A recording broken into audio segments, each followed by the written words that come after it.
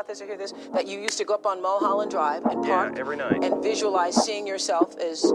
Yeah, I would visualize, This is when you were broke and poor. You know, right, having directors interested in me and people that I respected saying, you know, I like your work or whatever that is, and I would visualize things coming to me that I wanted or whatever. Drive home and think, well, I do have these things. They're out there. I just don't have a hold of them yet, but they're out there. I wrote myself a check for $10 million for acting services rendered, and I gave myself 5 years, or 3 years maybe, and I dated it Thanksgiving 1995. Just before Thanksgiving 1995, I found out that I was going to make $10 million in dollars.